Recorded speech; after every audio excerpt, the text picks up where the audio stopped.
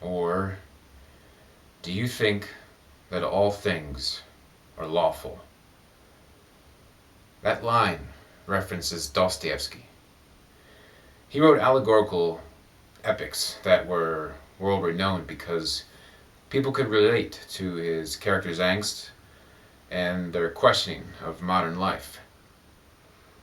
That line is integral to a theme based on the Grand Inquisitor's story in The Brothers Karamazov.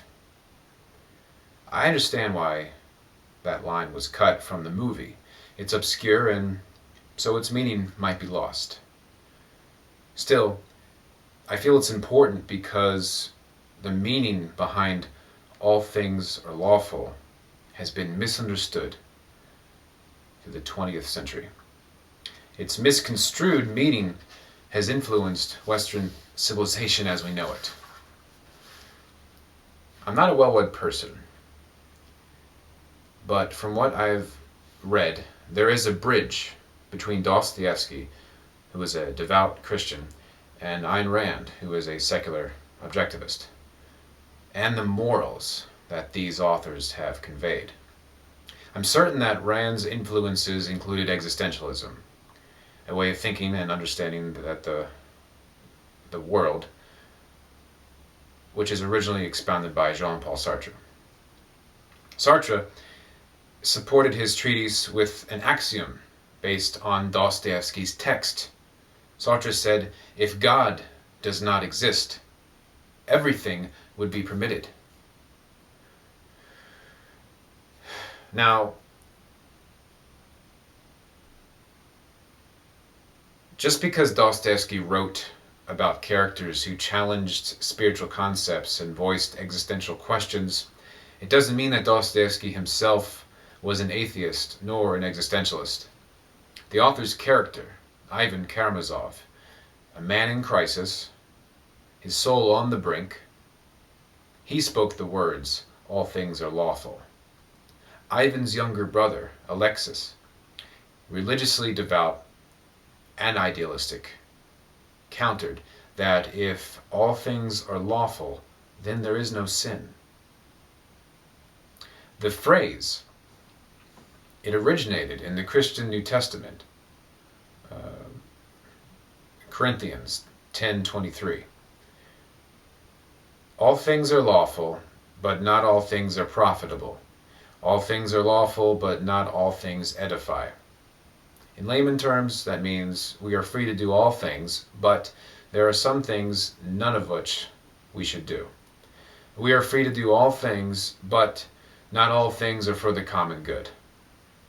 In the context of Christianity, Paul is instructing the Corinthians on practices so they can be cleansed from sin through a covenant with God. Paul's method is logically Aristotelian. It's A is not B. All things, but not all things. Yet, how this logic was interpreted has repercussions that resonate today. Sartre's existentialism questioned the validity of Christianity, of all religions, on whether or not sin exists. If sin exists, then humans are all flawed from the beginning. Ayn Rand sought to resolve this by arguing that sin does not exist, that people are perfect from the start, and we only need to unlearn our indoctrinated false truths. To that end, Rand declared the objectivist oath. I swear by my life and my love of it that I will never live for the sake of another man, nor ask another man to live for the sake of mine. Live by that oath, and you embody the virtue of selfishness. But many people do not understand it. They use it as an excuse to be selfish at the expense of others. This way of life dominated the 20th century since Atlas Shrugged was published in the late 1950s. Then the rich and powerful had their second Bible for cherry-picking their values as they rose to the top and accomplished their self-serving agendas.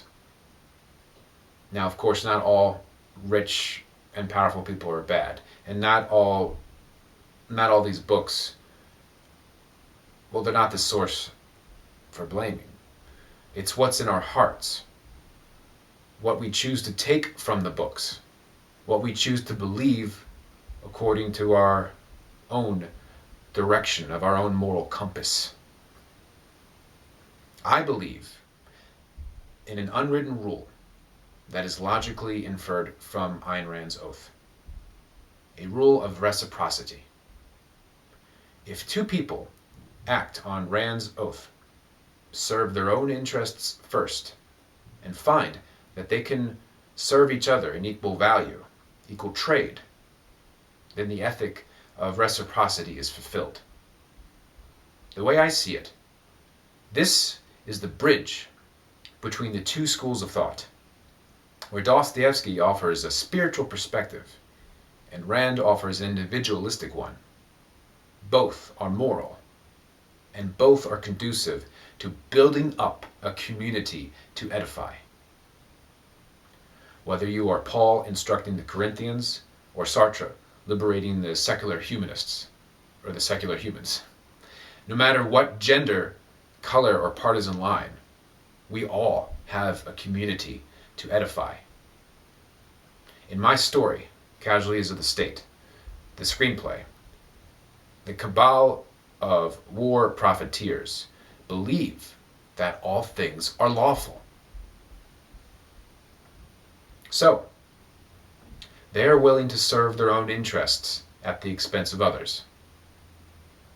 They are achieving their ends through the means of certain powers, not unlike the temptations that Dostoevsky described through Ivan Karamazov's dream. And in this dream, it is another story. The story of the Grand Inquisitor from the Inquisition condemning Christ.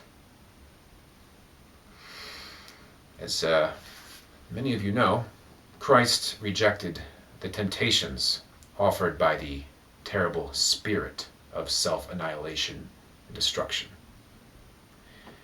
Christ rejected evil, but the Grand Inquisitor and his church embraced an institutionally empowered evil, enslaving humanity in a cage that transcends all sovereign bodies, all boundaries across our world. In a nutshell, that's what Dostoevsky said. Our hero in my story, or anti-hero, he faces a cabal that is evil because they are using these ancient powers to enjoy their kingdom on earth at the expense of its people. What are those powers, you might ask?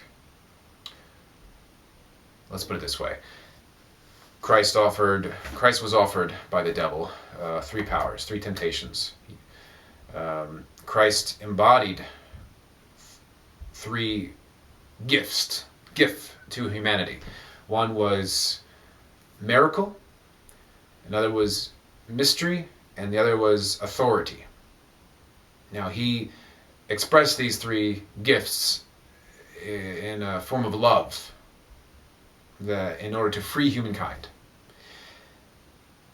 But the devil wanted to take those three gifts and turn them into powers, corrupt them. And those powers miracle becomes miracle, mystery, authority. Miracle becomes sorcery. Because, Christ turns the bread into loaves, so feed the people and they'll follow you. Well, that's sorcery, right? If you do that to that end, so people will follow you, then that is sorcery. That's the power, right? Feed the people and they will follow you. We see that today. Feed the people and they will follow you. Think on that. 2, miracle, mystery. Mystery becomes kind of like an occult, right? A secret power, something hidden. The devil said, throw yourself off a building, off a cliff, God will catch you. You can prove that you're the Son of God, that you're a divine power, and they will follow you. Perform an occult action, so they will follow you and bow down before you. Well, he rejected that. He'd rather have his resurrection as a... So, well, anyway, there are powers of the occult in this day. You know. 3, authority, right? Have a kingdom on earth. Well, Christ wanted a kingdom of heaven. He didn't want to rule over people on earth. So what does that make? What power is that? Tyranny. Tyranny. Rule a kingdom on earth in tyranny. Okay? So now that we're caught up, I'll read you another passage. We shall triumph and shall be Caesars. And with that, they don't just inherit the earth, they rule it. They tell you they're planning a universal happiness of mankind, yet they'd burn the world before relinquishing it to the people. That passage was said by the anti-hero in our story, in the original screenplay. And in a way, he's echoing the Dostoevsky's story. He's echoing the temptations that were taken by the institution. So, our hero faces a cabal that is evil because they are using these ancient powers to enjoy their kingdom on earth at the expense of its people. He sees what is harming those whom he loves in his community, and our nation is his community. Here, he has taken a moral stand for the common good. He heeds a calling to strike down that which straddles atop a beast, to remove those who suppress a noble foundation. He is every man without sin, born into a sinful world. This everyman, in transcending the illusion of sin and the self-imposed limitations of humanity, becomes Ubermensch, a Superman. In a way, that is a lesson that I want to impart, that anyone can rise and become the light of this world. However, as good as that may sound, there are consequences. Why go to the extreme? Our hero, in his deepest ego, considered himself an Ubermensch, a Superman, but not in the heroic sense. He was above humanity's conventional morality. He chose to kill the members of the cabal for what he perceived is the greater good. Otherwise, again, in case you didn't know, the cabal puts America into another war under false pretenses. Okay, in case you haven't caught that detail. So by eliminating the cabal, no more war. However, there's another character in the screenplay, an FBI agent by the name of Philip. And Philip insists that no individual alone can decide the greater good. His accustomed moral standard is one that trusts in a higher sovereign power, be it God or society, or the government. After all, he works for the government. But our character, our hero, or anti-hero, would counter that the sovereign is prone to corruption by the elite. Now again, not all elites are bad, right? We have Atlas Shrugged, we have The Oath, we have the top, the elite, the creative class, and the lower is the people who support that and consume the creation, whatever, you know. That's a whole other topic, but I'm not saying that not all elites are bad. But the cabal, the people who are selfish at the expense of others, that's the problem. And this elite cabal, they are motivated by hatred. They took advantage of the sovereign power, the national intelligence apparatus, and subverting that to throw our country into war. That's subverting the sovereign power. They do that at the expense of humanity, of our own citizens, and of humanity in general. Again, selfishness at the expense of others. It's a corruption of the objectivist oath. Now, all while humanity puts faith and trust in God, and in that way, God, what they perceive as God, I might argue, is an imperfect earthly manifestation. It's not the true God, or logos, but a sovereign, corruptible institution. Okay? Anything that is an institution, whether it's a government, organization, a partnership, a church, anything that is an institution on earth is susceptible to corruption. I know that many people will disagree with me on that point, but hear me out here.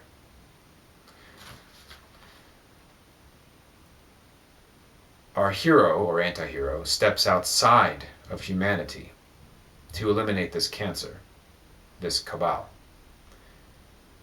He acted out of love, not hatred, through this murderous action. And yet this action would be characterized by humanity as hatred. That's why he steps out of it, of humanity. We can't deny that he is desperately, utterly human.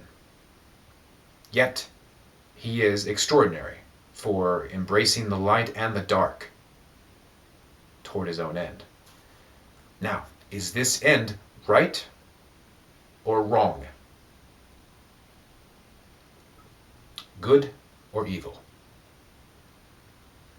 That's for you to decide. That's what I want the audience to think about. How do we know if his choice was right or wrong? We do know one thing. The consequence for our hero was loss of love. He is forever separated. He cannot return to humanity. Now, you can paint this story with a Western, Judeo-Christian, or Islamic perspective, where our hero is lost between good and evil, Christ and Satan. But that's not quite where I found him. Consider adding an Eastern perspective and blending it in.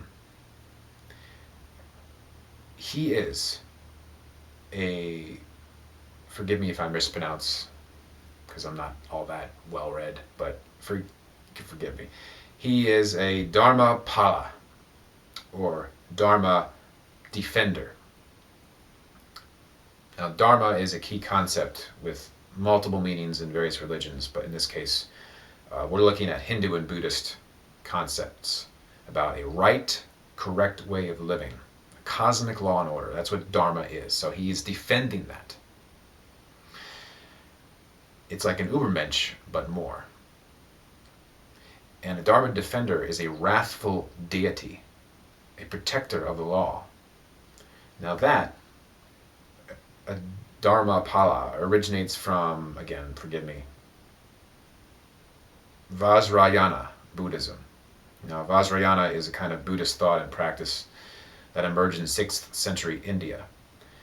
Practitioners consider it to be an advanced form of Buddhism characterized by ritualistic and secret teachings, where their goal in life, or through reincarnation, is to become a bodhisattva, a savior of sentient beings.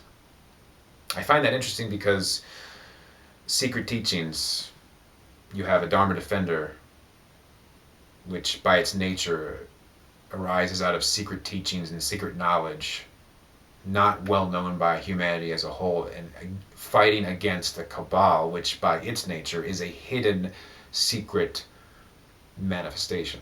So you have a battle in this story, in this movie or screenplay or novel. You have a battle between forces that are hidden from humankind. So I hope to think that's interesting. So the Dharma defender is a embodiment of compassion that act in a wrathful way for the benefit of sentient beings. While they service humanity, they are outside of it, separate from humanity. Now, back to the Judeo-Christian perspective, being separate from what you love, that's a consequence, and that is truly sin. And Jonathan, who was the other FBI partner, he knows that sin is separation from what and whom you love. And in the story, he's bruised and broken and distraught about his grief-stricken partner, Philip. And so Jonathan returns home to his wife. But he also grieves for our hero, anti-hero. He grieves for him, too. He knows that what he did was necessary to prevent our country from going to war under false pretenses, to prevent the sacrifice of our countrymen in exchange for the gain of a few, elite. He understood that was necessary. But he wouldn't wish that role on anyone. He knows. And he's seen shades of it in his own past, especially in a war zone, because he himself was in Vietnam. My own father was, during the Vietnam era, was stationed in Korea. It's just fucked up. God forbid. God save us all. It's a warning. It's a warning for anyone considering the path of a Superman, a Dharma defender, or whatever. We're all human. So, be ready to accept the consequences.